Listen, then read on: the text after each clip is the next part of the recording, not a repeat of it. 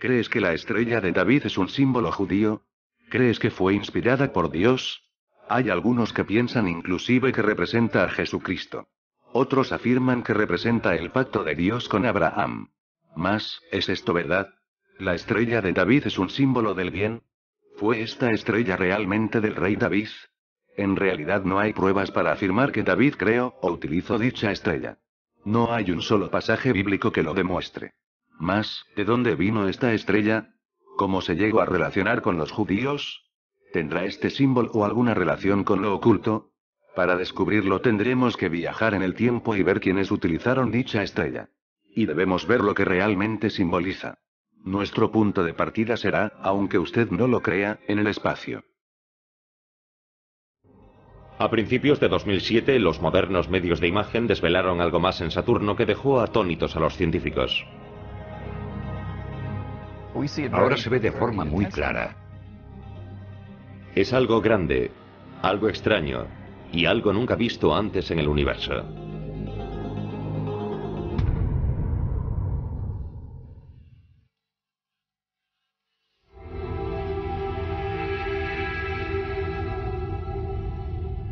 Saturno, el planeta más extraño pero también el más hermoso del sistema solar, acaba de hacerse aún más misterioso.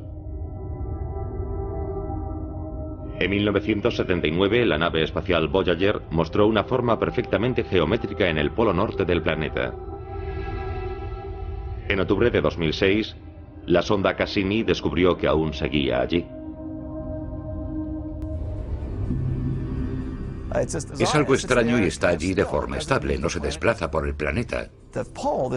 El polo tiene forma hexagonal, un polígono de 6 lados que lo circunda a unos 78 grados latitud norte, y está allí siempre, sin variar de lugar.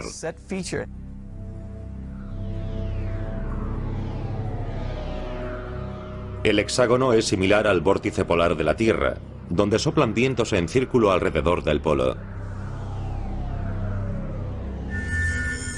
Dentro del vórtice de Saturno caben 4 tierras, y se adentra a 96 kilómetros en las nubes de Saturno. Lo que es aún más extraño es que el Voyager vio una nube diminuta girando a unos 100 metros por segundo, o sea 321 kilómetros por hora, y giraba dentro del hexágono. Se pensó que podría ser algo temporal, lleva ahí al menos 20 años, así que nos preguntamos qué será.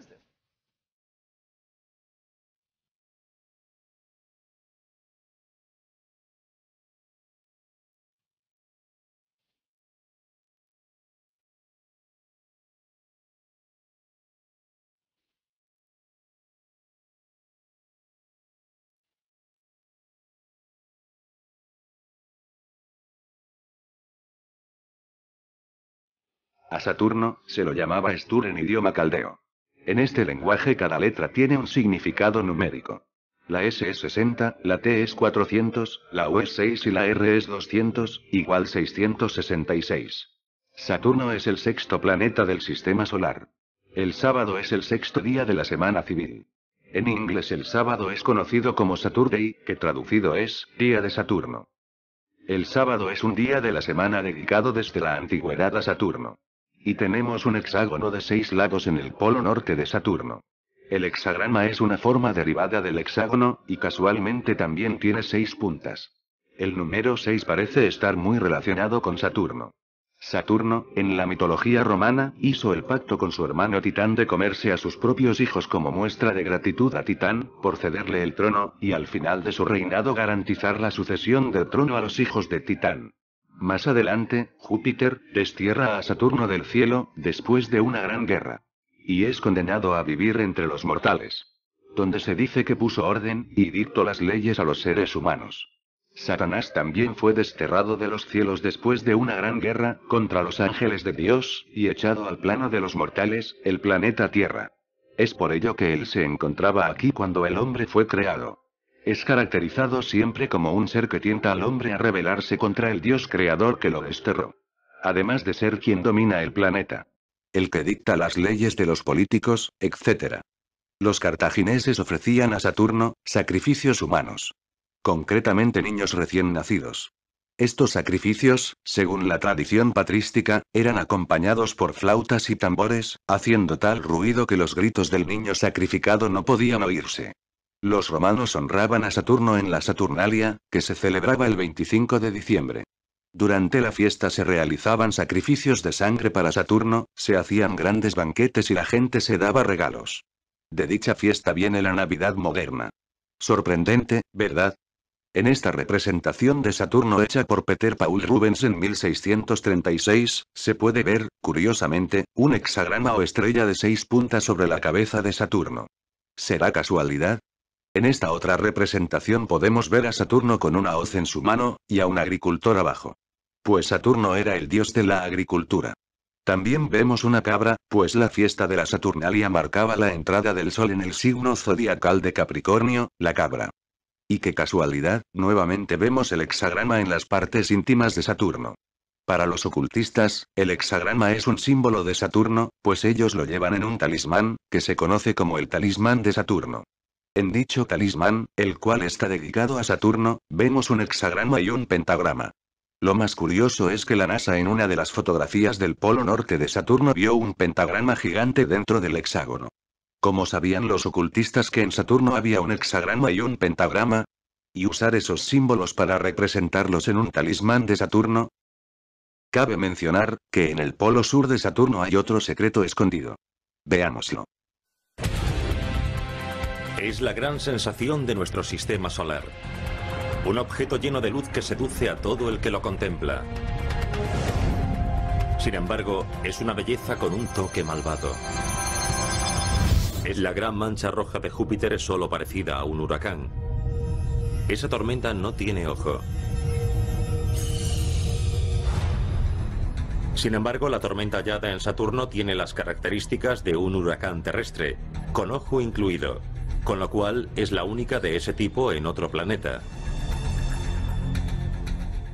Ese ojo es una ventana abierta a Saturno y guarda una similitud asombrosa con lo que ocurre en la Tierra. Todo ello posibilita su estudio. En esencia es un remolino de aire que se concentra en torno a un orificio, y justo en ese centro está el ojo. Tenemos un ojo en el polo sur de Saturno. Lo que se conoce como el ojo que todo lo ve.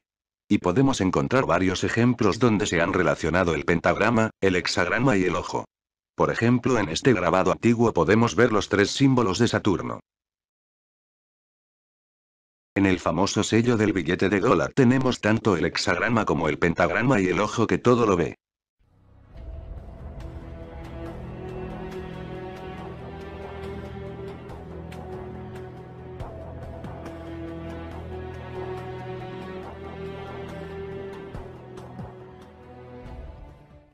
Pero como vimos anteriormente, Saturno está ligado al número 6. Entonces en el hexagrama también podemos encontrar muchos 6. Veamos. Partamos del hecho de que cada triángulo tiene 3 lados. Entonces cada triángulo representa un 3. Si sumamos todas las puntas nos da el 666. Aquí nos encontraremos con los siguientes 2, 666. Un triángulo común y corriente tiene 3 ángulos de 60 grados cada uno. Un triángulo es 666. Los 2 triángulos del hexagrama forman 2, 666. Y eso que no nos ponemos a contar los ángulos de cada uno de los mini triángulos de las 6 puntas. Cada uno de ellos también forman un 666. La última forma de encontrar un 666 en el hexagrama es partiendo del hecho que tenemos 6 puntos, 6 triángulos y 6 lados del hexágono interno. Esta estrella está enteramente diseñada en el 666. En resumen, tenemos un hexagrama, un pentagrama y un ojo que todo lo ve en Saturno. Saturno era un dios pagano que se le representaba con un hexagrama, se le hacían sacrificios humanos, y los ocultistas lo representan con el hexagrama, el ojo y el pentagrama. Saturno no es ni más ni menos que Satanás. El hexagrama está plagado de 666 en su diseño. ¿Mas quiénes fueron los primeros en utilizar este símbolo? ¿Fueron los judíos? Sigamos el viaje y veamos quiénes fueron los primeros en utilizarlo.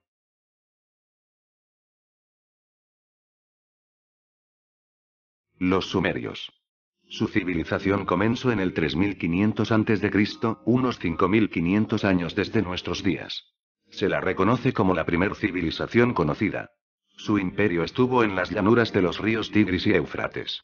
Ellos, en sus escritos dicen que fueron creados por los Anunnaki, una raza de extraterrestres. Anunnaki significa, los caídos del cielo.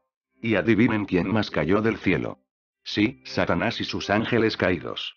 Los sumerios fueron demasiado adelantados a su época y se les adjunta la invención de las cosas que sería la base de una civilización. Los inventos de los sumerios fueron la rueda, la escritura, la ciudad, las leyes escritas, la medicina, sistemas hexagesimal, los ladrillos de adobe, las construcciones con arcos, la cerveza, sistemas avanzados de agricultura, y más cosas. ¿Será que todo eso lo aprendieron porque son muy listos? Es obvio que Satanás y sus secuaces se presentaron a los sumerios diciendo que eran sus creadores, y dándoles todos estos conocimientos, a cambio de ser adorados. ¿Qué es lo que el diablo siempre quiso del hombre en toda la historia? Los sumerios adoraban a un dios llamado Ninurta, hijo de Enlil. Era el dios de la tierra o el señor del arado, se decía que era un granjero, y se lo tenía asociado a la agricultura. Históricamente se lo asocia con Saturno, y al igual que él, está asociado a la agricultura. Y aquí, podemos ver al querido hexagrama de Saturno, en este tallado sumerio. Curiosamente también podemos ver la cabra en una de las esquinas, tal como en la representación de Saturno. El personaje que vemos sentado aquí, era Enlil, dios sumerio del viento y las tormentas. Del cual se decía que tenía un ojo, con el cual escudriñaba toda la tierra. Es decir, el ojo que todo lo ve. Pero hay algo más que ver en este diseño. Es ni más ni menos que la representación del sistema solar. Podemos ver todos los planetas conocidos en él, además de uno desconocido, que ellos llaman Nibiru, de donde dicen que vinieron los Anunnaki. Nuevamente digo, ¿cómo es que pudieron conocer todos los planetas del sistema solar? Siendo que, por poner ejemplos, Plutón se descubrió el 18 de febrero de 1930, más de 5000 años después. En esta otra representación sumeria de los Anunnaki, vemos nuevamente la estrella de 6 picos. Como hemos visto, los sumerios fueron los primeros en utilizar el hexagrama, el cual les fue dado por los demonios, junto con todo su conocimiento. A partir de aquí este símbolo se ha desparramado por casi todas las culturas de la Tierra. Veamos ahora algunos ejemplos.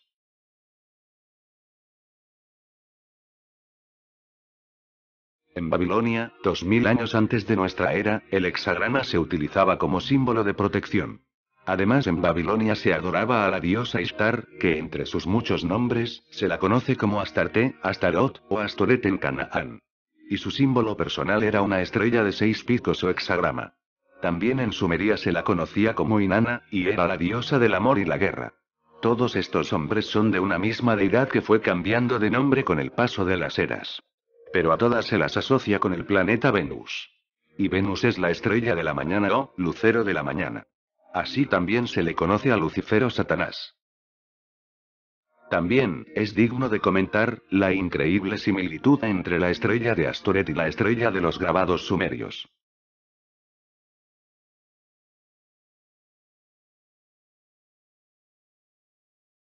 Egipto. En Egipto, el dios Apis, que era un becerro, tenía una estrella de 6 picos a su lado. Es digno de mencionar que en el Éxodo, el pueblo de Israel pecó gravemente contra Dios por adorar al becerro de fundición. Albert Churchward confirma que en la casa del dios egipcio Horus, se pintó una estrella de 6 picos, en lugar de la estrella de 5, que era el símbolo de la casa de Horus o del paraíso. La estrella de 6 picos de los egipcios, representaba los 6 gloriosos o los 6 poderes primarios. Uranológicamente representados por las constelaciones de Ursa Menor y la Osa Mayor.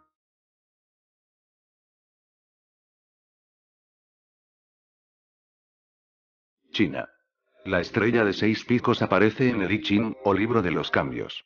Uno de los más ancianos documentos chinos donde aparece la estrella de 6 picos.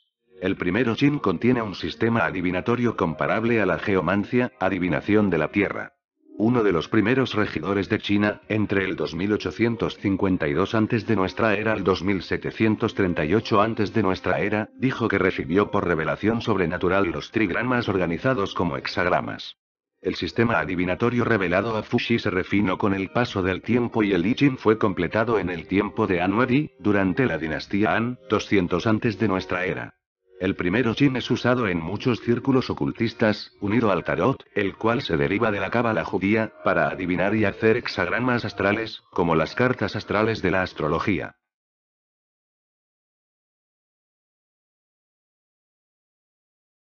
Hinduismo. Para el hinduismo el hexagrama es un símbolo mandala llamado Satkona Yantra que se puede observar en antiguos templos hindúes del sur de la India, construidos hace miles de años. Simboliza el Naranarayana, o estado de meditación con un balance perfecto entre el hombre y la divinidad, el cual si se mantiene, da lugar al moksha, o nirvana, liberación de las ataduras del mundo terrenal y sus vínculos materiales.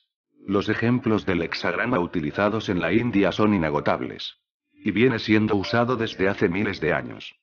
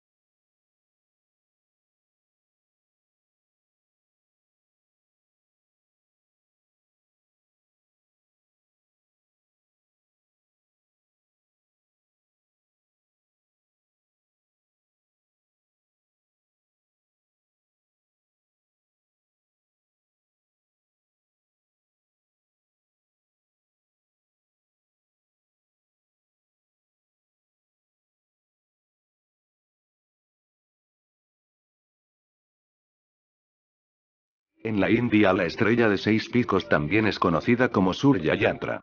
En el hinduismo Surya significa la luz suprema. No es coincidencia que este nombre sea muy parecido a otro nombre de Satanás.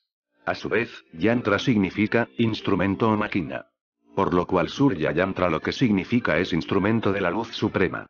En otras palabras, instrumento de Satanás.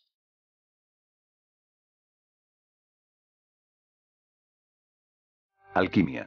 En el 800 al 600 antes de nuestra era, la estrella de 6 picos fue usada como símbolo para representar el arte de la alquimia, y era formada por unir el triángulo de agua con el triángulo de fuego.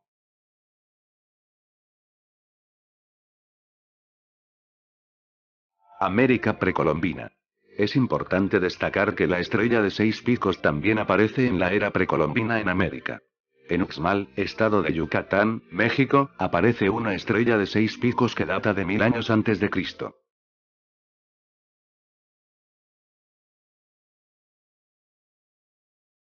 Japón. En la cresta de Kagome, puede ser encontrada en una de las capillas Shinto más antiguas en Japón, que datan al siglo V antes de nuestra era. En la gran capilla de Ise, que fue construida por la Casa Imperial de Japón, se puede ver la estrella de 6 picos grabada en todas las lámparas en las cercanías de la capilla. Os podría seguir poniendo ejemplos. Pero este símbolo está en casi todas las culturas de la Tierra.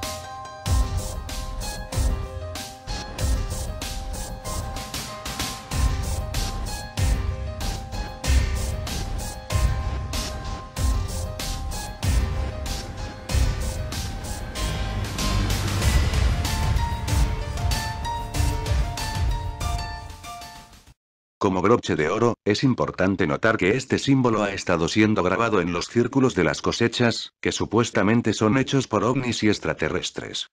¿Qué dijeron los sumerios? Que los extraterrestres los habían creado y que los visitaban. Aquí tenemos el origen de este símbolo y quiénes fueron los que se lo entregaron al ser humano. Los ovnis, extraterrestres, no son más que demonios.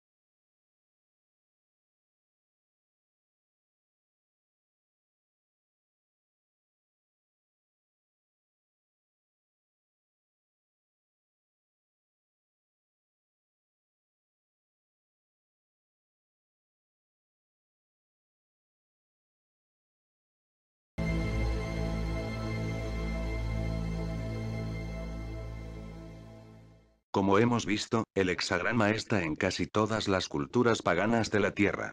Es una representación de Saturno, y Saturno es Satanás. Todas estas culturas mediante este símbolo han adorado a Satanás. Mas ¿cómo se llegó a relacionar este símbolo con Israel? Para eso iremos a los momentos históricos donde los judíos se mezclaron con dicha estrella.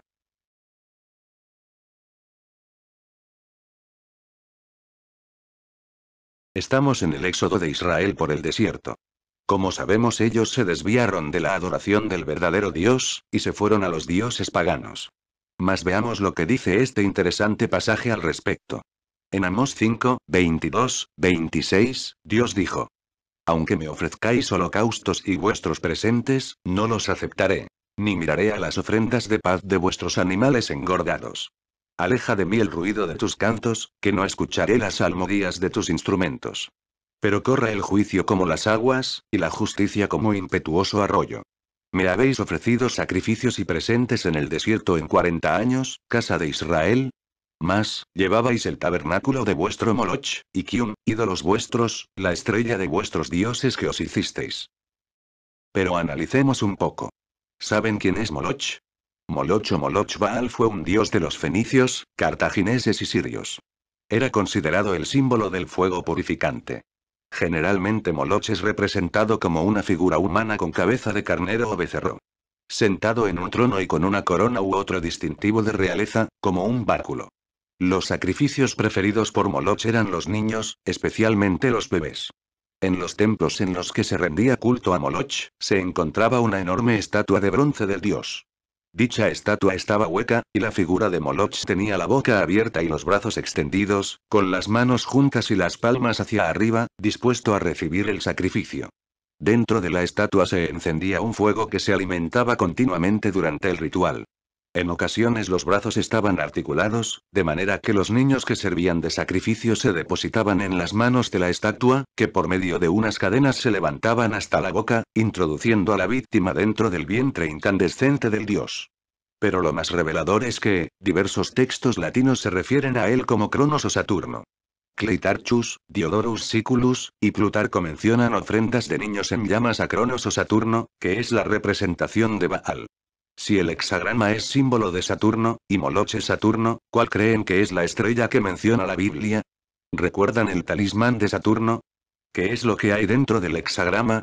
Sí, una cabeza de becerro. Con la cual se representaba a Moloch.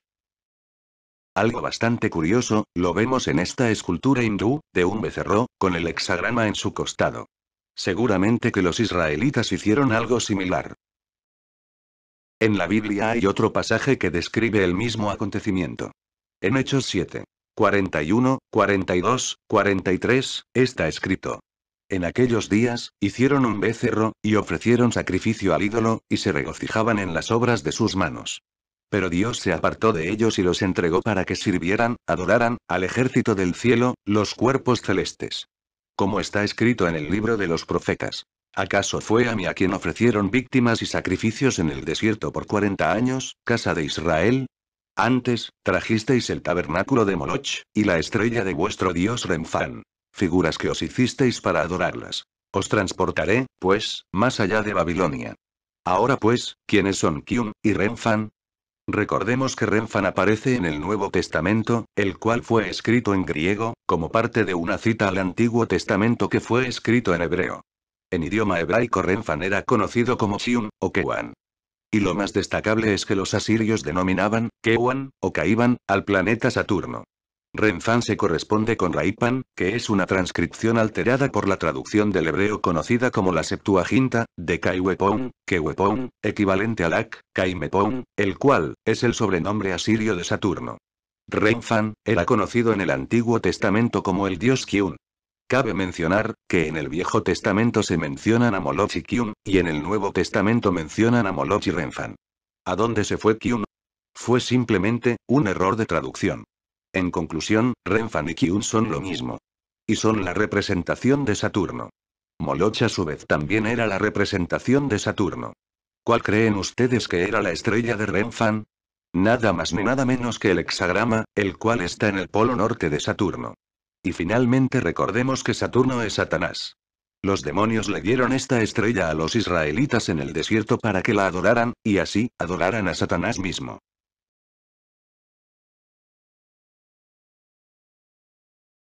Como dijimos al comienzo, el rey David no tuvo nada que ver con esta estrella. Ningún pasaje bíblico lo demuestra. Mas su hijo Salomón, se apartó de Dios, y adoró a los dioses que tienen asociación con el hexagrama y con Saturno.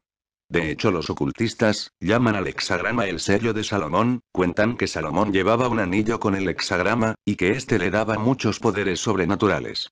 En Primera de Reyes, capítulo 11, versículos del 4 al 10, podemos leer. Y cuando Salomón era ya viejo, sus mujeres inclinaron su corazón tras dioses ajenos, y su corazón no era perfecto con Jehová su Dios, como el corazón de su padre David. Porque Salomón siguió a Astoret, diosa de los sidonios, y a Milcom, ídolo abominable de los amonitas. E hizo Salomón lo malo ante los ojos de Jehová, y no siguió cumplidamente a Jehová como David su padre. Entonces edificó Salomón un lugar alto a Quemos, ídolo abominable de Moab, en el monte que está enfrente de Jerusalén, y a Moloch, ídolo abominable de los hijos de Amón. Así hizo para todas sus mujeres extranjeras, las cuales quemaban incienso y ofrecían sacrificios a sus dioses. Y se enojó Jehová contra Salomón, por cuanto su corazón se había apartado de Jehová Dios de Israel, que se le había aparecido 2 veces, y le había mandado acerca de esto, que no siguiese a dioses ajenos. Mas él no guardó lo que le mandó Jehová. Podemos ver, que Salomón edificó altares para Moloch, que no es más que Saturno. Otro dato importante es que Milcom es una mala traducción de Moloch. Nuevamente el cambio de nombre fue un error traductorio de la Septuaginta.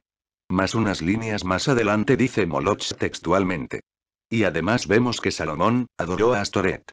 ¿Recuerdan a Astoret y el hexagrama que porta en su cabeza? Conocida también como Astarot, Astarte, Istar, Isis, Inanna, etc. En Segunda de Reyes 23:13, leemos.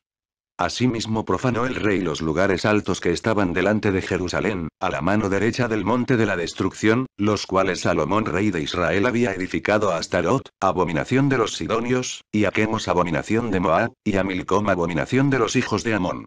También hay que mencionar, que en los rituales de adoración a Quemos, eran realizados sacrificios de seres humanos. Otro dato curioso es que Salomón estaba relacionado al conocido 666. Primera de Reyes 10:14. El peso del oro que Salomón recibía en un año, era 666 talentos de oro. Asimismo, el pueblo no se quedó atrás, y se unió a la adoración de estas entidades. En Jueces 2:11-13, está escrito. Y los hijos de Israel hicieron lo malo ante los ojos de Jehová, y sirvieron a los Baales. Y dejaron a Jehová el Dios de sus padres, que los había sacado de la tierra de Egipto, y se fueron tras otros dioses, los dioses de los pueblos que estaban en sus alrededores, a los cuales adoraron. Y provocaron a ira a Jehová. Y dejaron a Jehová, y adoraron a Baal y a Astarot. Baal también está asociado a Saturno. Y en Primera de Reyes 11:31-33, leemos. Y dijo a Jeroboam. Toma para ti los 10 pedazos. Porque así dijo Jehová Dios de Israel.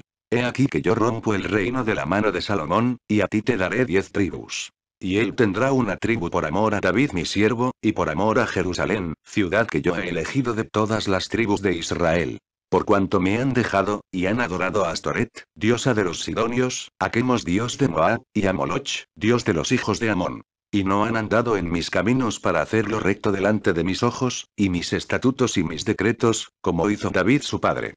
Por lo tanto, resumiendo, Salomón levantó altares a Astoret, a Moloch, y a Quemos. Astoret tenía el hexagrama como símbolo. Moloch era Saturno, y su adoración, al igual que la de Quemos, requería sacrificios humanos. Y junto con Salomón y sus mujeres, todo el pueblo terminó adorando a estas entidades. Está más que claro que Salomón fue quien metió el hexagrama por segunda vez en el pueblo de Israel. A partir de todos estos acontecimientos, el rey Salomón pasó a relacionarse con la Cábala. Los cabalistas afirman que Salomón practicaba la Cábala, que es una forma de brujería. En el ocultismo hay una rama que se llama la magia de Salomón o magia gotía, y dicen que el hexagrama es el símbolo más poderoso para la brujería. La masonería también venera a Salomón. Veamos lo que este brujo tiene que decir al respecto. Bom dia para quem é de bom dia, boa noite para quem é de boa noite. Meu nome é Anael dos Santos, conhecido mundialmente como o Rei da Magia. Trabalho com a espiritualidade desde meus 12 anos de idade, quando fui iniciado na Umbanda, Quimbanda e Candomblé. Com o passar dos anos, fui me aprofundando em diversas formas de magia. Hoje, sou um dos primeiros magos do Brasil e do mundo que pratica a magia goétia, a magia de Salomão. Uma magia muito conhecida pela força do seu poder. Tudo que as pessoas já intentaram em outras formas de magia e não alcançaram, quando recorrem à goétia, conseguem obter o resultado daquilo que estavam buscando. É uma das formas de magia mais fortes que nós já podemos ter presenciado. A magia de Salomão. Salomão foi um rei rico, poderoso, teve muitos amores e não teve do que se reclamar. Fundou o templo de Salomão, o templo em Jerusalém. Foi um homem ao qual Jeová lhe confiou várias riquezas, e nós utilizamos as mesmas ferramentas que Salomão usou. Salomão descobriu que através de pentagramas, de hexagramas, da estrela de Salomão e de evocações a espíritos infernais da Goétia, ele conseguiria obter resultados positivos na sua vida financeira, na sua vida amorosa e na sua vida espiritual. Eu vou estar falando hoje para você um pouco mais sobre o hexagrama. Por exemplo, aonde você pode aprender mais sobre o hexagrama, eu vou estar mostrando no final desse vídeo os livros que falam do hexagrama. Você vai ficar assim admirado e admirada de quantos livros que falam do hexagrama. Eu peguei uma editora só e ali descobri dezenas de livros que falam do hexagrama. E você vai ver que o hexagrama está presente na Umbanda, na magia cigana, na maçonaria, muito forte na maçonaria, na Goétia, na magia de Salomão. O hexagrama está presente no Telema, ele está presente na magia egípcia. Então o hexagrama e a pirâmide, que o hexagrama são duas pirâmides, uma para cima e uma para baixo, ele está em todas as formas de magia. Para você entender a força. Não adianta eu falar para você, olha, o hexagrama é o símbolo mais forte da magia, é o símbolo mais forte do ocultismo, se eu não te provar. Satanás, siendo experto en el arte de camuflarse, engaña a muchos haciéndoles creer que el hexagrama que no lleva círculo alrededor, no es usado para su invocación. Pero no es verdad. Cualquier hexagrama, no importando si tiene círculo o si no lo tiene, si es plano o entrelazado. Todo hexagrama representa lo mismo y es la adoración a Satanás. Este anel é uma joia e nós temos um preço especial no ouro, um preço muito bom pelo número de anel que nós pedimos. Principalmente os meus irmãos maçons pedem muito este anel em ouro. Gostam de pedir esse anel em ouro. E outras pessoas que são médicos, advogados e tudo mais, gostam de peças em ouro. Porque tem pessoas que têm alergia a outros metais, então preferem que seja ouro. Além de ser uma peça como talismã, como amuleto, é uma joia que vale dinheiro, tá? Então é muito bonito esse anel, é novo esse anel, que foi feito por esse meu irmão cabalista que nos enviou a foto deste anel que eu estou mostrando para você agora. Ele é feito de ouro com os 3 hexagramas e com a pedra de ônix. Você também pode adquirir qualquer um desses anéis. Todos vão com a consagração. Eu tenho do número 10 até o número 36. Eu jamais colocaria o meu nome, que faço rituais de 2, 3, 6, 12 mil reais, por causa de um anel de 500 reais. Esse anel é feito para aquelas pessoas que querem iniciar dentro dos caminhos ocultistas, querem ter uma peça diferenciada, querem ter uma peça que tenha força dentro da espiritualidade, querem praticar magia, são magistas, são bruxos, são magos, e eu não venderia algo para um mago, não venderia algo para um bruxo, para uma bruxa, que não fosse verdade aquilo que eu estou falando, porque você conhece também, você sabe a importância do hexagrama. Ninguém ousa falar contra o hexagrama, porque todo mundo sabe que até no círculo goético nós utilizamos o hexagrama. Em tudo nós utilizamos o hexagrama. Então nós temos aí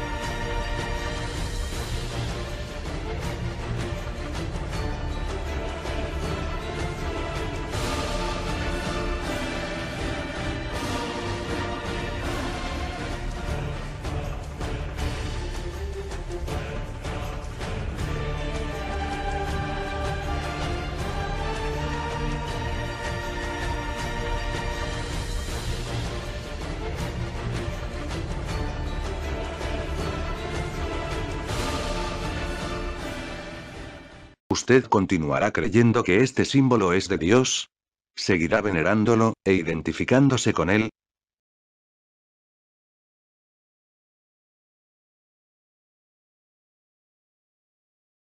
Los judíos cabalistas, después de los sucesos ya descritos, tomaron este símbolo para utilizarlo en sus artes ocultas.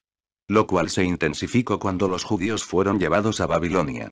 Allí los judíos ocultistas, se embotaron de la brujería babilónica, unida a sus creencias cabalísticas. En la Cabala, este símbolo puede ser encontrado en el cubo de Metatrón, el cual es un poderoso símbolo cabalístico. No es más que un hexágono, y en su interior casi siempre podemos ver dos hexagramas. Esta figura está relacionada con la flor de la vida, un símbolo ocultista muy antiguo. Las representaciones más antiguas se han encontrado en Sumeria. Al igual que el cubo de Metatrón, es un hexágono que en su interior se pueden encontrar estrellas de 6 puntas. Qué casualidad que en Saturno hay un hexágono, ¿verdad? El hexagrama es un derivado del hexágono. Según la Cabala, el cubo de Metatrón fue creado por el arcángel Metatrón, arrancando un trozo de su alma para crear. ¿Pero quién es este arcángel? Metatrón, en cualquiera de las visiones que existen sobre él, es el más poderoso de entre todos los arcángeles, lo cual está expresado en su título de Pequeño Jehová. Siempre se le representa con el cubo de Metatrón y el hexagrama. Satanás fue el ángel más importante del cielo antes de revelarse. Siempre quiso ser Dios. Metatrón no es más que Satanás. Otra evidencia, es que en los círculos de las cosechas, antes ya mencionados, podemos ver una representación del cubo de Metatrón. Una prueba más de que los ovnis son demonios. Más adelante, en el medievo, este símbolo se puede ver en algunas sinagogas judías. ¿Cómo está que está en Capernaum, correspondiente a los años 200 y 400 de nuestra era? Más, qué cosa más bizarra. Podemos ver el pentagrama, el más famoso símbolo ocultista al lado del hexagrama. ¿De quién es esta sinagoga? ¿Sinagoga de Dios? ¿O sinagoga de Saturno? Hexagrama y pentagrama, símbolos de Saturno. ¿Sinagoga de Satanás? Veamos estos interesantes pasajes. En Juan 8, 39, 47, leemos. Respondieron y le dijeron: Nuestro padre es Abraham. Jesús les dijo: Si fueseis hijos de Abraham, las obras de Abraham haríais. Mas ahora procuráis matarme a mí, hombre que os he hablado la verdad, la cual he oído de Dios. Abraham no hizo esto. Vosotros hacéis las obras de vuestro padre. Le dijeron entonces: Nosotros no somos nacidos de fornicación. Un padre tenemos, que es Dios. Jesús entonces les dijo: Si Dios fuese vuestro padre, ciertamente me amaríais. Porque yo de Dios he salido, y he venido. Pues no he venido de mí mismo, sino que Él me envió. ¿Por qué no entendéis mi lenguaje? Porque no podéis escuchar mi palabra. Vosotros sois de vuestro padre el diablo, y los deseos de vuestro padre queréis hacer. Él ha sido homicida desde el principio, y no permaneció en la verdad porque no hay verdad en él. Cuando habla mentira, de suyo habla, porque es mentiroso y padre de mentira. Y porque yo os digo la verdad, no me creéis. ¿Quién de vosotros me redarguye de pecado? Y si digo la verdad, ¿por qué vosotros no me creéis? El que es de Dios, las palabras de Dios oye. Por eso no las oís vosotros, porque no sois de Dios. Sí, los cabalistas y las sociedades secretas estaban en la época de Jesús, y como no lo estarían, si han estado mezclados con los judíos verdaderos desde Salomón. Ellos mataron a Jesús, porque eran adoradores de Satanás. Los fariseos de esa época eran cabalistas, por eso Jesús y Juan el Bautista les llamaban generación de víboras, hijos de Satanás. Estos han continuado existiendo desde Salomón hasta la actualidad. Leamos Apocalipsis 3, 9. He aquí, yo entrego de la sinagoga de Satanás, a los que se dicen ser judíos, y no lo son, sino que mienten. He aquí, yo haré que vengan y adoren delante de tus pies, y que reconozcan que yo te he amado. Estos judíos, son falsos judíos, seguidores de la Cábala. Que se hacen pasar ante el pueblo como rectos, mas detrás de bambalinas adoran a Satanás. Veamos este otro pasaje muy revelador. En Ezequiel 8, del 6 al 18, leemos. Me dijo entonces: Hijo de hombre, ¿no ves lo que estos hacen, las grandes abominaciones que la casa de Israel hace aquí, para alejarme de mi santuario? Mas vuélvete aún, y verás abominaciones mayores. Y me llevó a la entrada del atrio, y miré, y he aquí en la pared un agujero. Y me dijo: Hijo de hombre, cava ahora en la pared. Y cavé en la pared, y he aquí una puerta. Me dijo luego: Entra, y ve las malvadas abominaciones que estos hacen allí. Entré pues, y miré, y he aquí toda forma de reptiles, y bestias abominables, y todos los ídolos de la casa de Israel, que estaban pintados en la pared alrededor. Y delante de ellos estaban 70 varones de los ancianos de la casa de Israel, y Hazanías hijo de Safán estaba en medio de ellos, cada uno con su incensario en su mano. Y subía una espesa nube de incienso. Y me dijo: Hijo de hombre, ¿has visto las cosas que los ancianos de la casa de Israel hacen en tinieblas, cada uno en sus cámaras de imágenes pintadas? Porque dicen ellos: No nos ve Jehová. Jehová ha dejado la tierra. Me dijo después: Vuélvete aún, verás abominaciones mayores que hacen estos. Y me llevó a la entrada de la puerta de la casa de Jehová, que está al norte. Y he aquí mujeres que estaban allí sentadas endechando a Tamuz. Luego me dijo: ¿No ves, hijo de hombre? Vuélvete aún, verás abominaciones mayores que estas. Y me metió en el atrio de adentro de la casa de Jehová. Y he aquí junto a la entrada del templo de Jehová, entre la entrada y el altar, como 25 varones, sus espaldas vueltas al templo de Jehová y sus rostros hacia el oriente, y adoraban al sol, postrándose hacia el oriente. Y me dijo: ¿No has visto, hijo de hombre? Es cosa liviana para la casa de Judá hacer las abominaciones que hacen aquí. Después que han llenado la tierra de maldad, y han vuelto a provocarme a ira, y he aquí que se llevan el ramo a su nariz. Por tanto, yo también obraré con furor. No perdonará mi ojo, ni tendré misericordia, y gritarán a mis oídos con gran voz, y no los oiré. Curiosamente, en la masonería, cuando muere un masón y hacen el funeral, dan vueltas alrededor del cajón y se llevan un ramo de olivo a la nariz. Tal como lo describe la Biblia. La masonería está muy ligada al hexagrama, la cabala, al templo de Salomón, etc. Para comprobar esto último, a continuación verán una entrevista que fue emitida en un canal brasilero, donde se preguntaba si un cristiano podía ser masón. Invitaron a un masón cristiano, entre comillas, grado 33, y a otro que había sido masón grado 33, pero que cuando conoció a Jesucristo, renunció a la masonería, porque se dio cuenta que allí se adoraba al diablo. Durante la entrevista, un oyente vestido con atuendo masón, llamado José Renato Pedroza, intervino y dio lectura al pasaje de Ezequiel 8 que acabamos de escuchar. Ambos masones confirmaron que este ritual se hace tal cual lo describe la Biblia. Renato Pedroza, miembro do Centro de Pesquisas Religiosas de Teresópolis. Tá, mostra a roupa toda, por favor, seu diretor. Muito obrigado. Eu estou com o avental do grau 9 e acredito que os irmãos usaram isso. Fala mais perto do microfone. É a mesma roupa que Alberto Pike fundou a Ku Klux Klan, que matou muitos crentes nos Estados Unidos, incendiando. Pike foi... Todo mundo deu a sua opinião sobre maçonaria. Vamos ouvir a opinião de Deus? Alguém está interessado, o telespectador, em saber o que Deus pensa sobre a maçonaria há 2.600 anos? Me permitam irmão. Olha como Deus é maravilhoso. E levou-me à entrada, Ezequiel 8, a partir do versículo 15. E disse-me: Viste, filho do homem, verás abominação maior do que esta? Maior do que a prostituição, o roubo, o adultério, maior do que a idolatria. Aí Deus falou: eu vou te mostrar, Ezequiel, a maior abominação. Você sabe onde está a maior abominação, Ezequiel? Você deve estar pensando que é no terreiro de Macumba, no centro espírita, no sambódromo. Os irmãos do auditório, da televisão, preste atenção, é Deus falando, vão ouvir a opinião de Deus sobre a maçonaria. E ele disse: e levou-me para o átrio interior da casa do Senhor. Não foi para o terreiro de Macumba. Deus levou Ezequiel para a casa do Senhor há 2.600 anos. E disse: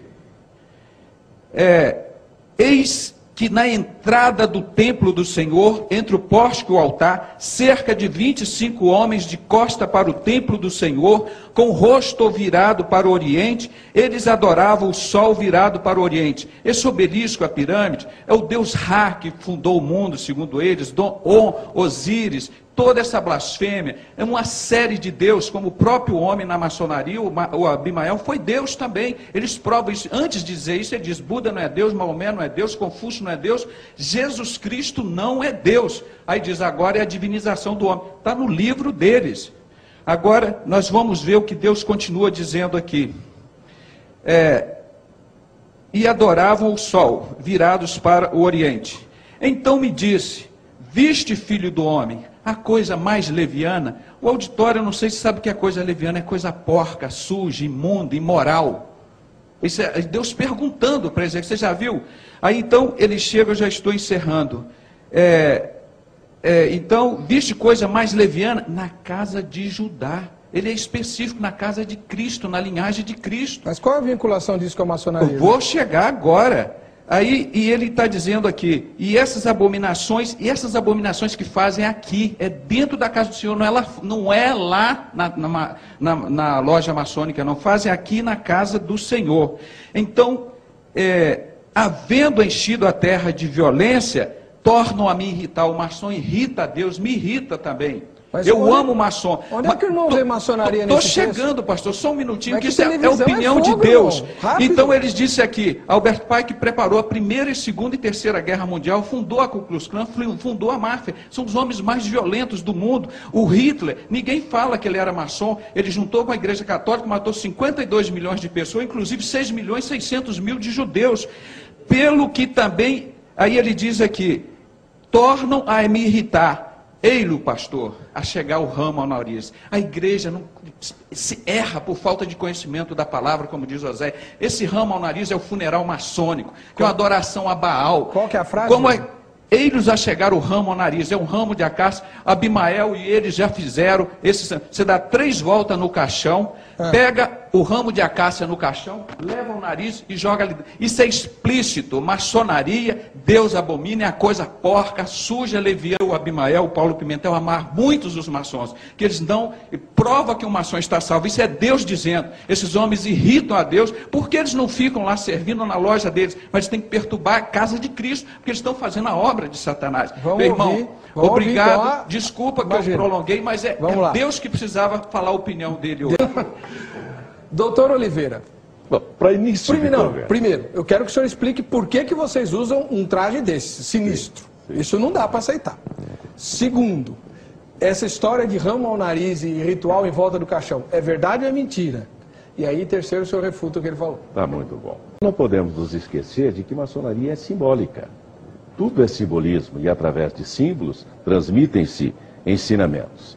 Da mesma maneira, o símbolo da morte é para lembrar quão breve é a nossa vida. Na verdade, nós já nascemos com um atestado de óbito, só falta botar a data. E nós nos esquecemos disso. E só sabe viver quem sabe morrer. Nós temos que saber que a nossa vida é curta e que teremos que cuidar da nossa vida aqui, porque teremos de prestar contas ao encerramento.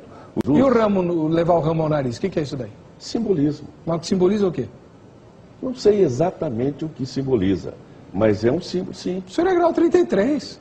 Você pensa que eu sei tudo, cara? Lógico, grão-mestre. Não, grão-mestre não, grande inspetor. Grande inspetor. Desculpa. É um simbolismo da curta duração de nossa vida. Está na Bíblia também, que nós somos como a erva, que de manhã... Mas tem um símbolo que está condenado em Ezequiel, é de lascar. Doutor Abimael, sabe o que significa esse ramo de acácia? Então fala rapidinho. No enterro maçônico, o mestre de cerimônia segura no dedo mínimo e diz: a carne se desprende dos ossos. Os maçons vão rodando e na outra extremidade o venerável mestre tira o ramo de acácia de dentro do caixão, leva ao nariz e volta para dentro do caixão, para o mesmo lugar.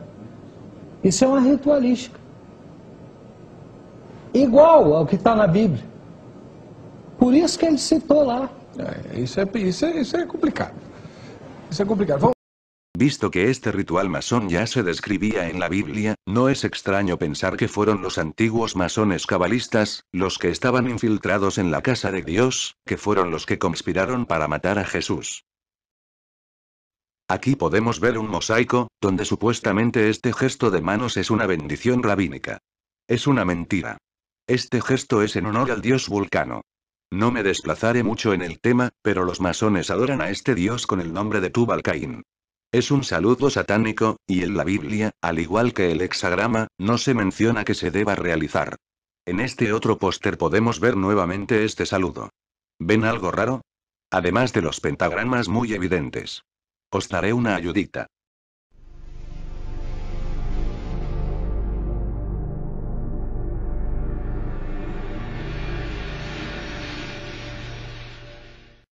Veamos unas citas de Wikipedia. La primera fuente literaria que se refiere a la estrella de David, es el Eshkol HaKofer, obra del caraíta Judá Hadasí, escrita en el año 1150. Quien establece una clara relación entre los nombres de los seres celestiales, el objeto ritual y la presencia del signo de David. Él, escribió. 7 nombres de ángeles preceden la mezuzá. Miguel, Gabriel, y así sucesivamente. El tetragramatón te protege. Y de igual modo el signo llamado, el escudo de David, está emplazado al lado del nombre de cada ángel. A través de esta observación, Hadasí es el primero en expresar por escrito el carácter protector que el pueblo de Israel le atribuye a la estrella de David, a la que percibe como un verdadero escudo. Esto es paganismo puro. Tetragramatón es el nombre de un demonio de la Cábala.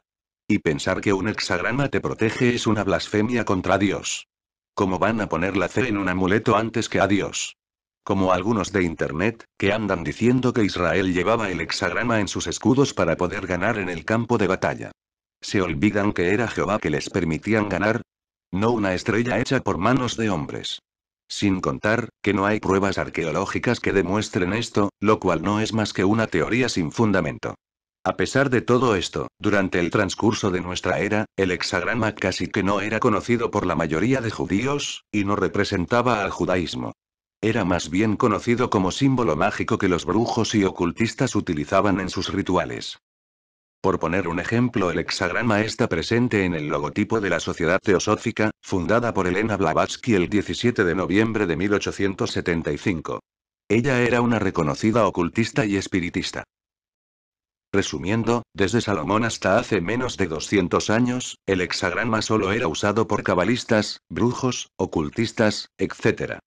Algunas sinagogas lo portaban, mas, eran sinagogas de Satanás y sus rabinos eran cabalistas y no adoraban al verdadero Dios. Mas ¿qué pasó en los últimos siglos para que este símbolo se asociara tan fuertemente con los judíos?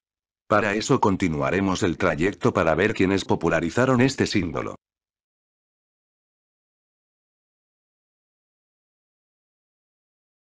Este símbolo empezó a cobrar fuerza, cuando Mayeram Schelbauer, quien en el siglo XVII cambia su propio apellido en referencia a una estrella de 6 puntas roja, que colgó en la puerta de su negocio en Alemania, y así comenzó la dinastía de los Rothschild, que traducido significa cartel rojo. Luego, la familia de Rothschild incorporó este símbolo en su escudo de armas. A partir de aquí este símbolo empezó a considerarse como judío, ya que los Rothschild dicen ser una familia judía. En realidad, los Rothschild son cabalistas, masones, illuminatis, y son una de las 13 familias que controlan el planeta. Su fortuna está valuada en 500 trillones de dólares. Ni millones, ni billones. 500 trillones. Ellos fueron y siguen siendo los principales promotores del Estado de Israel.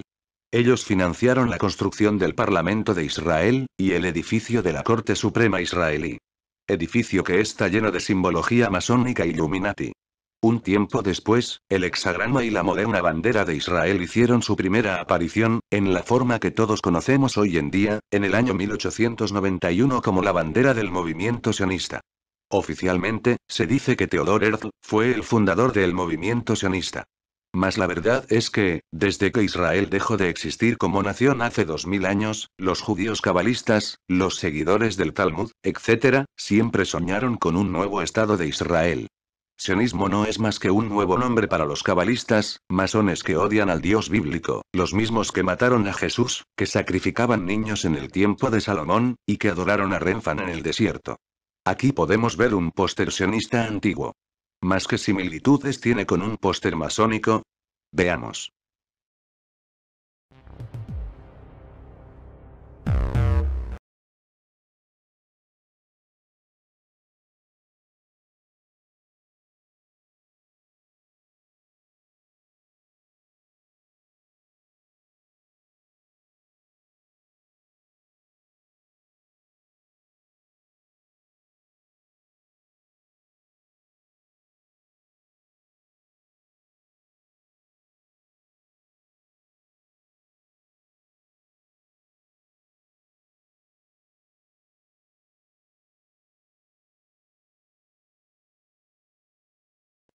La masonería también siempre soñó con reconstruir el templo de Salomón. Y para poder llevar esto a cabo, era necesario un Estado de Israel en Jerusalén. Todos sabemos qué dice la Biblia sobre reconstruir ese templo. Cuando sea levantado el anticristo se sentará en él para gobernar el nuevo orden mundial que los masones cabalistas Illuminatis siempre han querido. Algo que queda plasmado en el billete de $1. En él podemos ver dos hexagramas, uno en la cabeza del águila y otro escondido en la pirámide. Si ponemos el hexagrama sobre la pirámide nos dará la palabra masón. El hexagrama está muy presente en la masonería. Y no es de extrañar, los masones también estudian la Cábala, y adoran al mismo Dios, que es Satanás.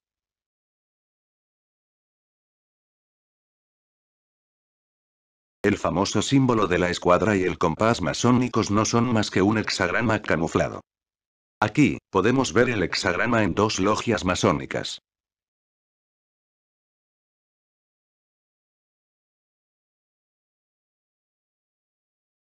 Escudo del cónclave masónico de Inglaterra. El broche de oro lo podemos ver en esta imagen de un ritual de iniciación masónico, donde se puede ver dos hexagramas en el fondo. Lo que esta persona está haciendo es puramente masónico. Ya que ponerse una soga al cuello y vendarse los ojos, además de subirse el pantalón o dejar el hombro al descubierto es lo que hacen los masones al iniciarse. El hexagrama llegó a su máxima popularidad durante el Holocausto de Hitler, donde se obligó a los judíos a portar este hexagrama. Más, todo esto fue planeado por la élite sionista masónica cabalista, para poder crear su ansiado Estado de Israel.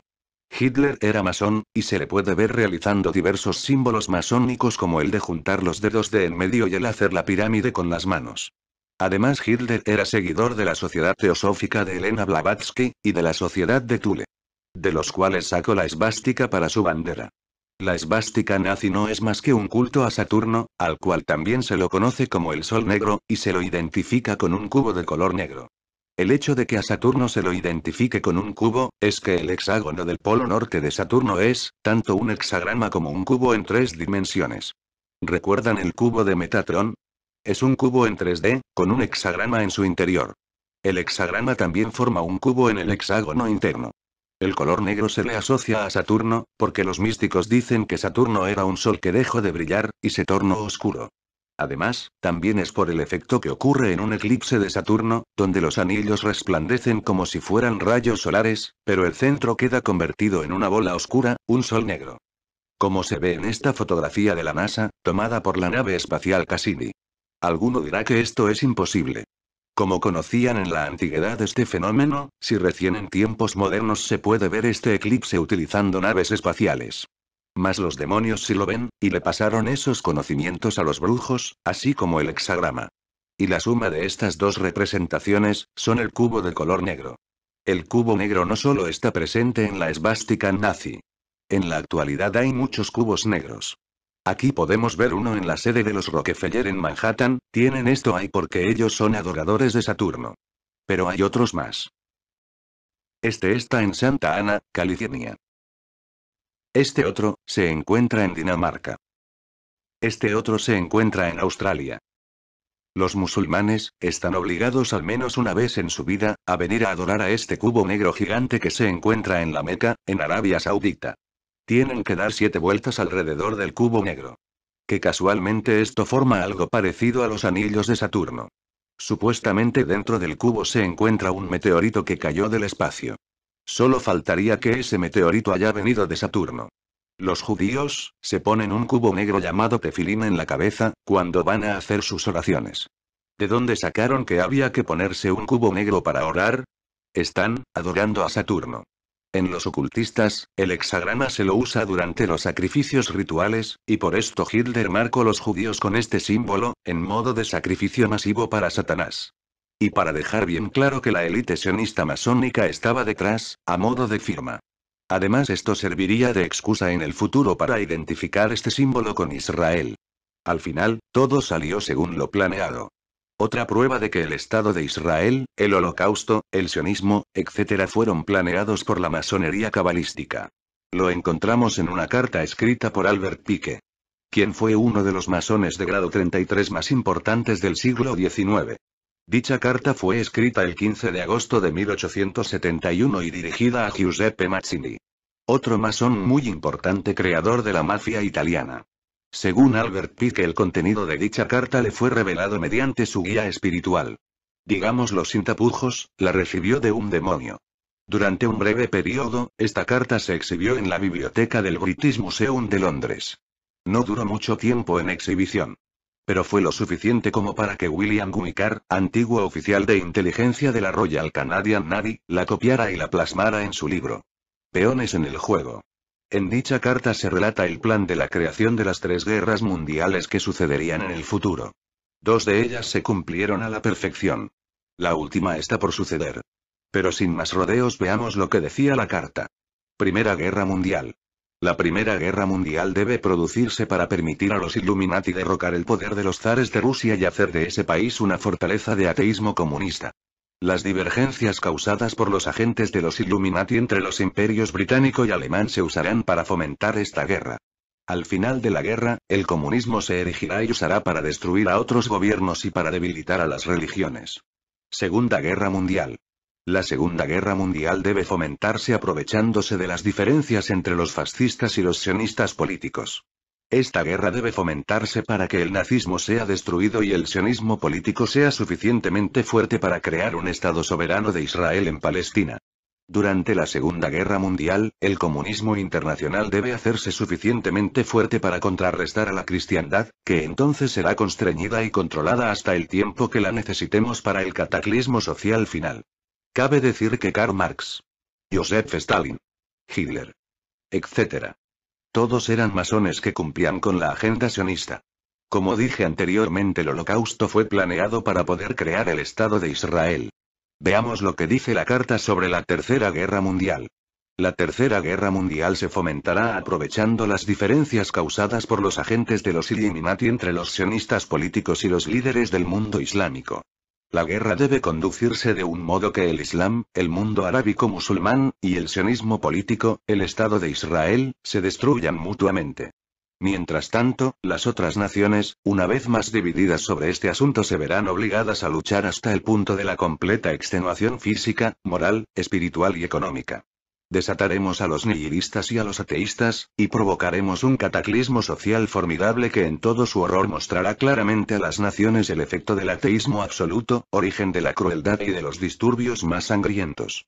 Entonces, en todas partes, los ciudadanos, obligados a defenderse contra la minoría mundial de revolucionarios, exterminarán a esos destructores de la civilización, y la multitud, desilusionada con la cristiandad, cuyos espíritus teísticos estarán desde ese momento sin brújula ni dirección, ansiosos por un ideal, pero sin saber dónde dirigir su adoración, recibirán la verdadera luz a través de la manifestación universal de la doctrina pura de Lucifer. Sacada finalmente a la vista pública. Esta manifestación resultará a partir del movimiento reaccionario general que seguirá a la destrucción de la cristiandad y el ateísmo, ambos conquistados y exterminados al mismo tiempo. Como podemos ver, la creación del Estado de Israel, la Segunda Guerra Mundial, el Holocausto, y el actual movimiento sionista, ya habían sido planeados por los masones un siglo antes de que pasara. Si este símbolo es supuestamente judío, porque se lo puede encontrar en el catolicismo. Hasta el expapa Benedicto XVI lo llevaba en su mitra. Se lo puede ver en diversas catedrales y pinturas católicas.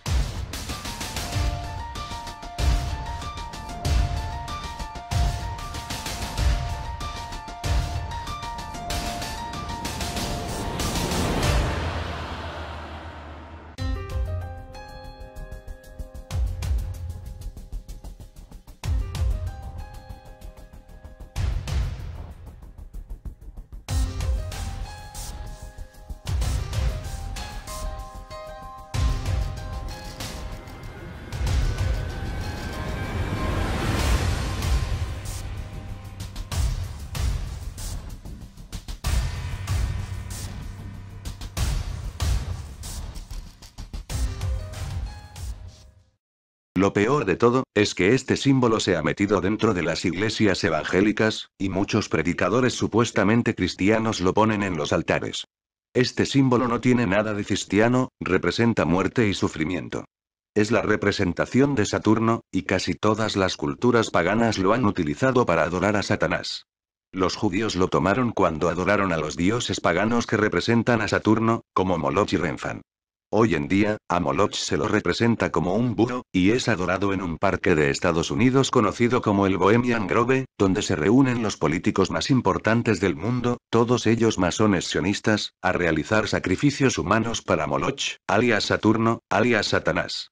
Salomón y todo el pueblo adora a estos dioses paganos que son representación de Saturno, y en Saturno hay un hexagrama. Luego los cabalistas y falsos judíos tomaron este símbolo y lo pusieron en sus sinagogas. Luego surgieron los Illuminati, los Rothschild, el movimiento sionista, etc. Mas todos ellos son ocultistas, que al igual que la brujería moderna, utilizan este símbolo para sus rituales. El hexagrama es un símbolo de Satanás, tiene el 666 en todas partes de su diseño y ningún cristiano debe tener estos símbolos en su casa, ni en sus iglesias. Estos símbolos son una puerta de entrada para los poderes demoníacos, sin importar si tiene o no tiene círculo. Esto último es una gran mentira que Satanás ha propagado para que la gente piense que sin círculo, el hexagrama es positivo. Para ir terminando, os recomiendo que lean el libro La estrella de 6 puntas, de O.J. Graham. El libro La estrella de 6 puntas, de O.J. Graham, es el primer trabajo académico que documenta el origen y el uso histórico de este símbolo. Explica cómo de Egipto llegó a Salomón y se introdujo luego en la magia árabe, en la brujería en general, en las prácticas de los druidas y en la masonería. Narra también cómo llegó mucho más tarde a Mayer Amschel-Bauer, quien en el siglo XVII cambia su propio apellido en referencia a esta estrella de 6 puntas roja que colgó en la puerta de su negocio en Alemania, y así comenzó la familia de Rothschild. Luego la familia de Rothschild incorporó este símbolo en su escudo de armas. La investigación que este libro hace de la estrella de 6 puntas, remonta a esta a través de la cábala, a la astrología, y más tarde a Hitler, quien ordenó, como ya mencionamos, que los judíos se coloquen una estrella de 6 puntas amarilla durante el Holocausto, al símbolo sionista y a la bandera del Estado de Israel y más allá. En la descripción os dejaré unos cuantos enlaces que os pueden servir para informarse más del tema.